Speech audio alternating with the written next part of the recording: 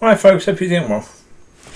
Just another quick video about the Man United situation. Well, if you think about it, I've not done videos about Man United for a long time, until last week. Well, because things have changed with a new manager. And yeah, it ain't good, is it, really? Not indeed, well, not for that club, but it's absolutely horrendous for that club. It really is terrible.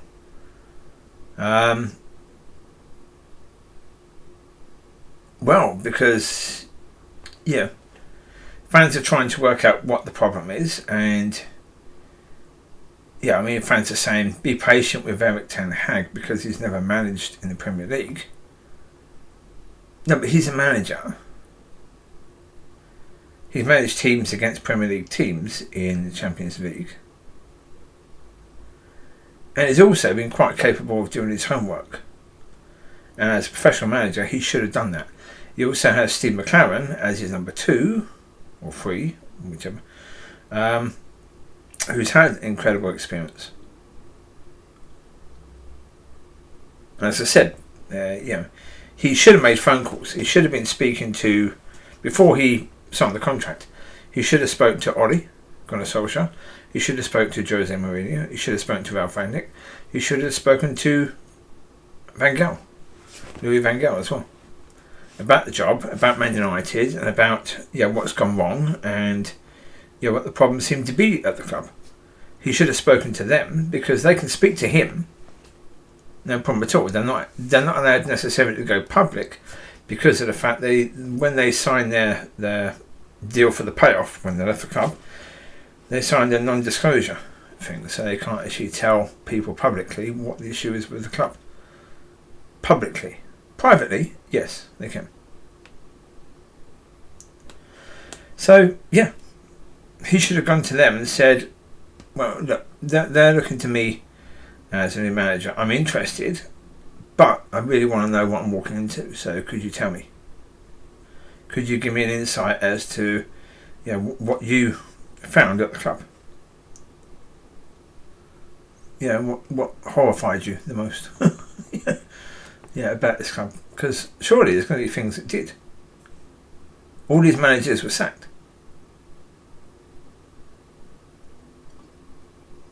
They were sacked because of the fact that things just went so incredibly badly. Well, with Van Gaal. Van Gaal started off brilliantly well. Got some new players in, started off looking all bright and sunshiny, and playing a lovely game of football where they're playing a triangle way. Always moving into space, so you had that triangle of players. The person who had the ball had at least 2 players to pass to who were in space. But then they played against Leicester and lost 5-3. Because defence was absolutely useless. Absolutely useless. With any pad. It's oh no. Fear coming. Panic. Straight away. And slowed everything down and said, no, don't lose the ball now. Don't really attack now, because when you attack fast, you leave space for the other team, and the defence is absolutely useless. And that caused a problem because the owners didn't sort that out at all. And then next manager come in. That was Jose, was it? Jose, yeah. Again, he asked for certain players to come in because he knew the problems. He knew the problems with defence was awful. Yes, he was asking for players that were quite old, but what he was going for was experience. He was wanting experienced players to come in just to steady the defence a bit. So the attacking players could attack. And the board said, nope, you can't have them. And so he wasn't overly chuffed by that. And that was the season that he left. Then we had Ole come in, a manager who was incredibly ill-equipped. for the job. Absolutely and totally. The wrong person completely. Yeah, that wasn't good at all. He was friends with the players, and that was a big problem. And now we've got a new manager. After Ralph, and Ralph was right when what he said about the players. But yeah,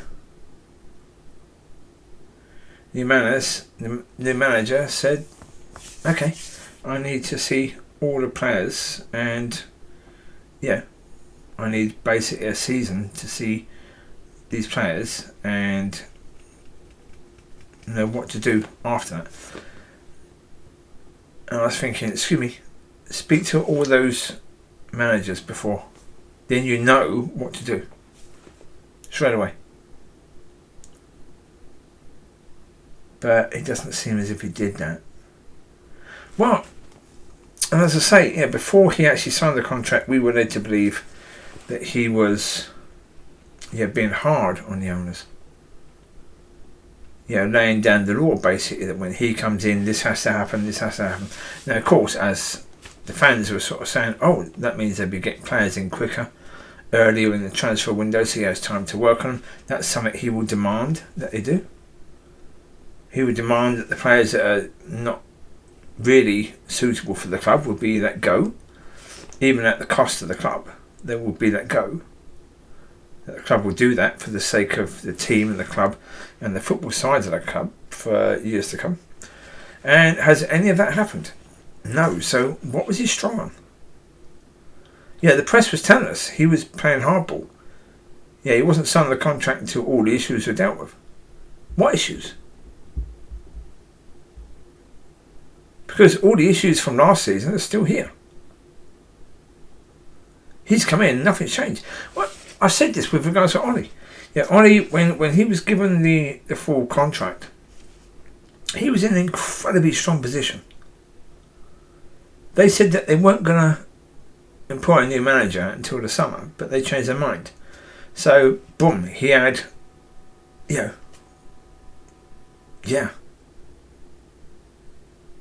He could have sorted a lot of things on. But did he? Nope. He didn't sort anything out with his power. Yeah, that's the point. If you have power, before you sign the contract, you have power.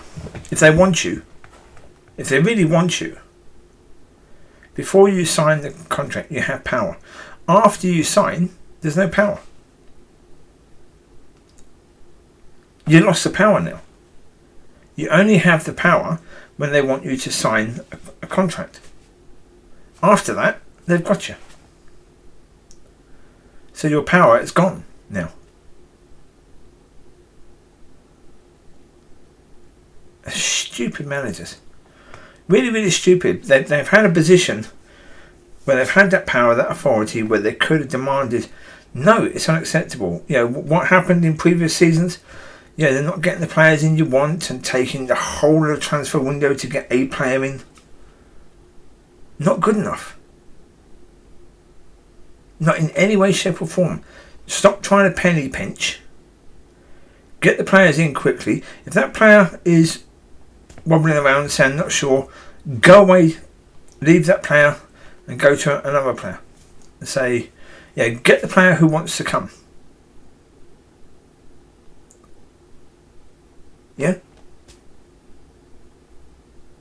Get a player who wants to work.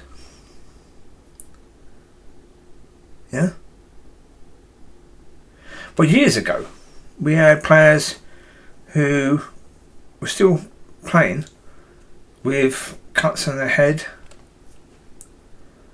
Players now, oh no, if someone even touches them, they roll around.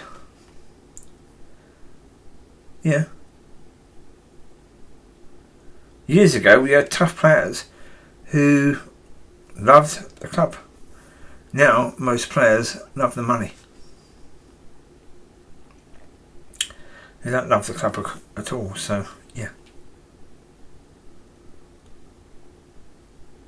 Yeah.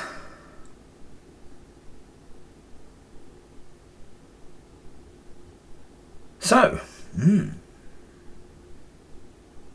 But as I say, look, we've got to stop making excuses for the manager, first of all. As I say, he's supposed to be a professional manager. He should have done his homework before he came to the club. Simple as that. He should have done his homework. Yeah, okay. He was still managing Ajax at the time, and that wasn't helpful. But he had people.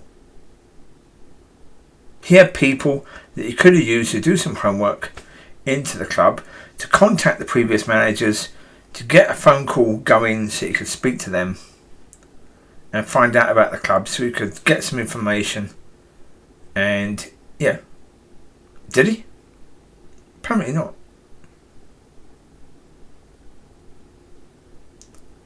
No, it's just that. I mean, for me, that's his failure. Yeah. He's going to a club that has a lot of issues before he went there. Okay. Really, you have to know the issues before you go. So, on day one, you know the issues, and then you can sort them out. Yeah, from day one. But with him, if you listen to him, basically he said he didn't know the issues really until after he was there. Yeah. Really? That's really poor. You know you're going to take a job and you don't bother to look into the company you're going to go into to know whether that's a good fit for you. What?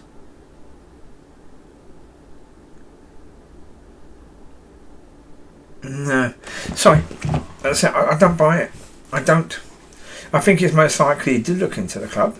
I don't think he necessarily believed it was what it was. I think he has a bit of arrogance. And I think when Ralph Rangnick said, talk to me about the players because I know them. And I know what has to be done. He said no.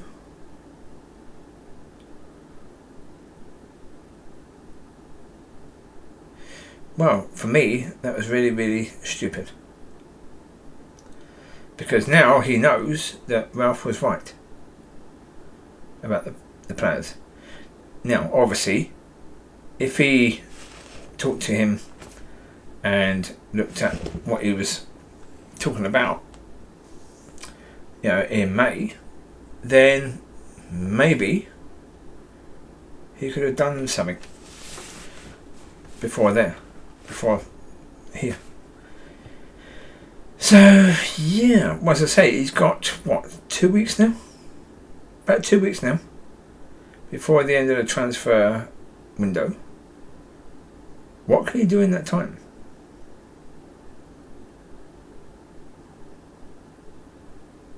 Well, especially with the people involved in doing the transfers. With them involved, you need 3 months to bring players in. Right? Even the free transfer took how long? That took 2 to 3 weeks to bring Eriksen in. There was no negotiation needed at all. Only with him and his agent, not with another club.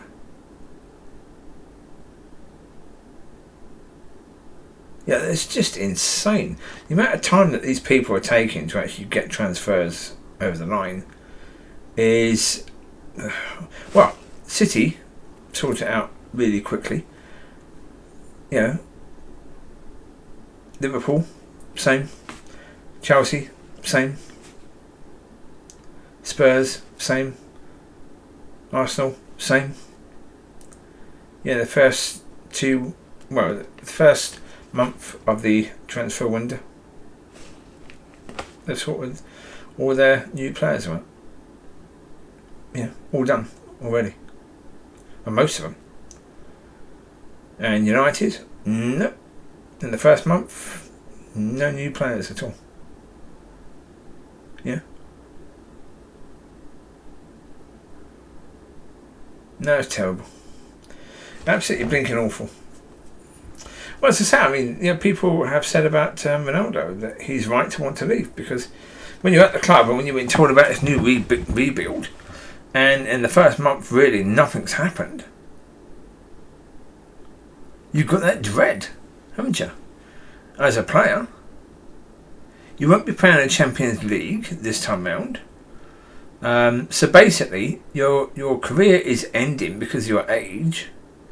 This is quite possibly your last season, and you won't be playing the best football against the best clubs in this last season. But you're happy to stay at the club if they bring the right players in. And what does the club do? Nothing. Basically, people in charge of transfers were saying, "Oh, we're just going to take our time." So a couple of years ago, when Woodward was still there, yeah, he went to holiday in the transfer window time. Yeah, he booked his holiday in that time. Really?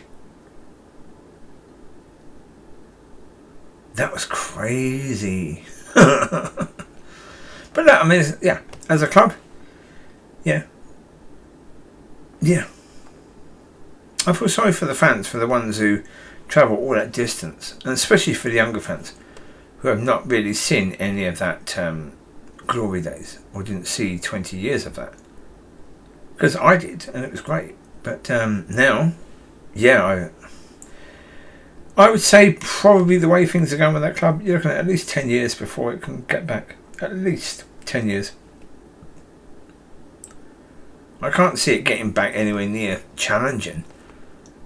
Even challenging for... I think for them to be, in the top 4 each year, probably 5 years' time, probably, before that happens. Yeah. It's really bad for Man United now. It really is. It is not good at all. New manager comes in and the players are the same, and basically playing the same way as they did last year, the year before, and the year before. Yeah. Looking like they forgot how to play football.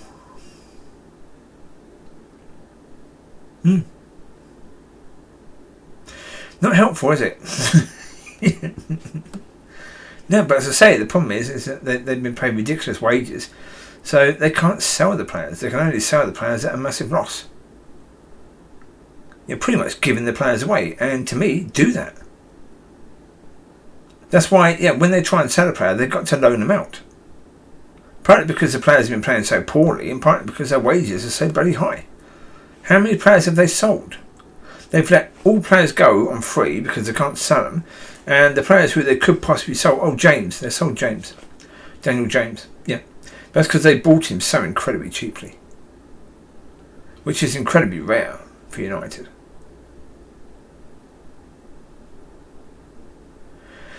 So there you go. That's the situation. That's what it is going forward. It's it ain't looking bright. That's the certainty. It's looking pretty dark, and yeah. So let's see what happens with this new manager then. Well, because a lot are saying, he could be sacked before Christmas. Will that happen? Probably not. No, probably not. But it won't be good. Well, for a few years. Okay, there you go. Good luck. I'll speak to you later. Bye bye. Enjoy.